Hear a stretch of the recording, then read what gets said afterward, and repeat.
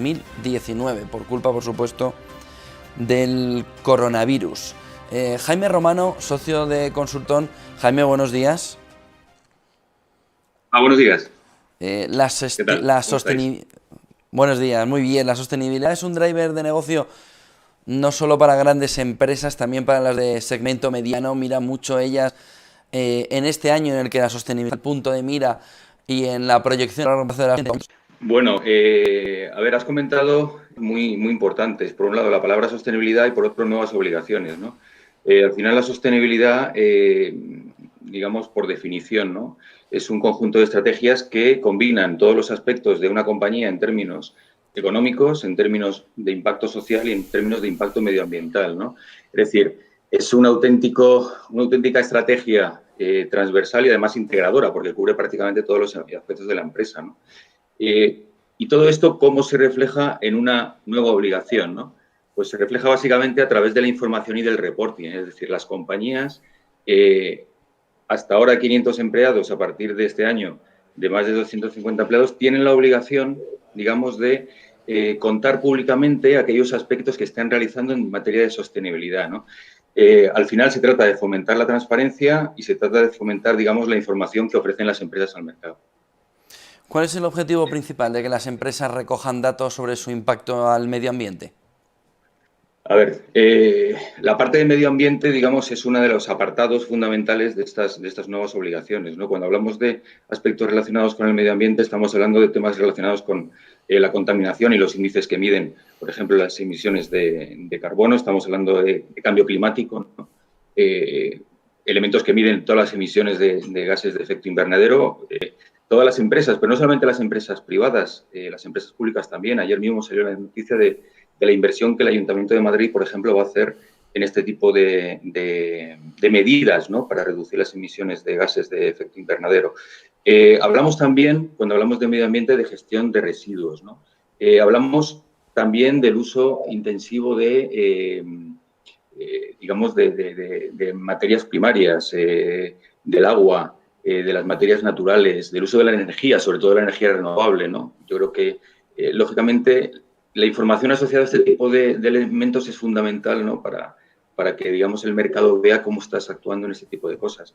También hablamos de economía circular cuando hablamos de medio ambiente, ¿no? La economía circular al final se refiere un poco al uso permanente, digamos, del proceso productivo en términos de que hay que intentar reciclar al máximo, ¿no? Intentar consumir lo menos posible en términos de materias primas originarias, ¿no? Con lo cual, esas políticas de reciclaje que favorecen la economía circular también hay que exponerlas, ¿no? Y en el último lugar, para muchas compañías, lo que es la protección a la biodiversidad, ¿no? Que es otro de los elementos donde las compañías están siendo más incisivas, ¿no? A la hora de focalizar su estrategia de medio ambiente. ¿Qué otros elementos obliga la nueva ley a recoger en los informes de información no financiera?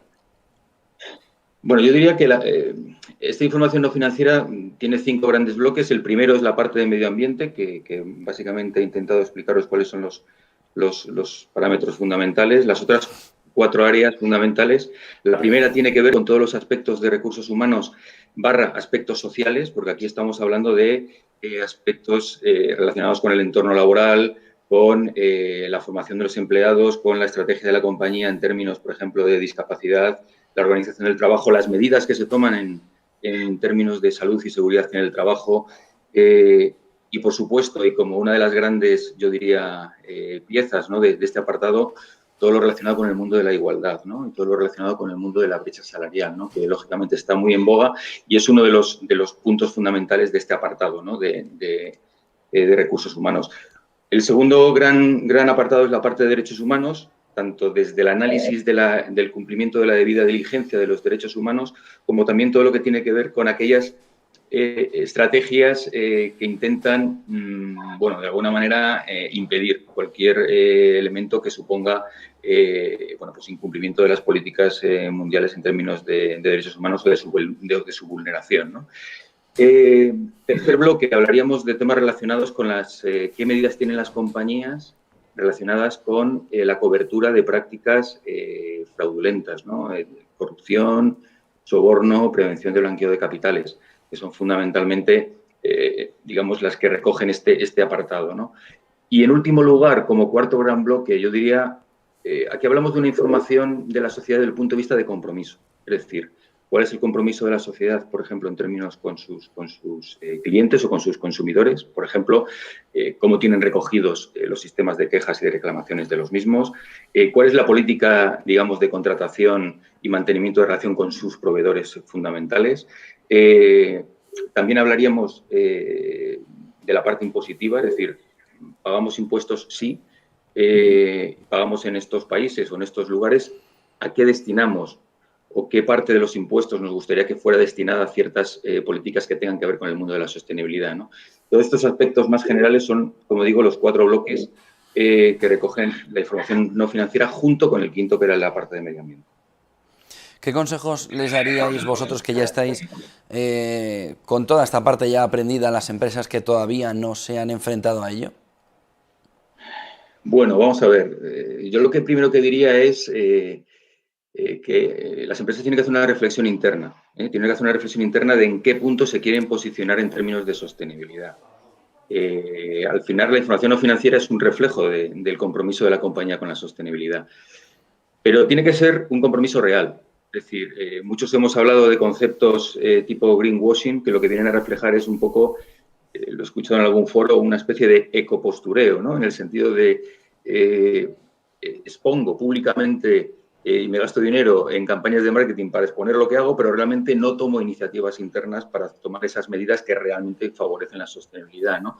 Entonces, yo diría que primero, posicionamiento de realmente dónde queremos estar, dónde queremos llegar con los recursos que tenemos, hombre, y es fundamental también, sobre todo al principio, contar con una pequeña ayuda. Nosotros, lógicamente, en Grant Thornton, bueno, pues llevamos muchos años hablando de sostenibilidad y llevamos 3 años hablando de estado de información no financiera. Yo creo que al ser también una firma multidisciplinar combinamos distintas capacidades para ayudar a las empresas, sobre todo a marcarles la hoja de ruta. La hoja de ruta, no olvidemos que la sostenibilidad es un concepto que favorece y que tiene que favorecer la transparencia. Y al final la transparencia siempre conlleva confianza.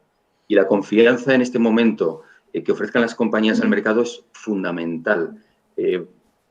La comunicación que se haga de esa información vía reporting por, digamos, imposición regulatoria o vía, digamos, mucho más proactiva, al final va a ser un elemento crítico en el desarrollo futuro de las empresas. Y bueno, y estábamos viendo que ya incluso hay índices internacionales que lo que miden es el compromiso de la sostenibilidad de las empresas. Tenemos un Dow Jones Sustainability o un FTSE for Good, que por ejemplo son ejemplos de índices que se han creado que realmente van a medir las empresas no en, como decía, no en cuánto ganan, sino en cómo ganan esos beneficios o cómo tienen esa rentabilidad. Jaime Romano, socio de consultoría de negocio de Grant Thornton.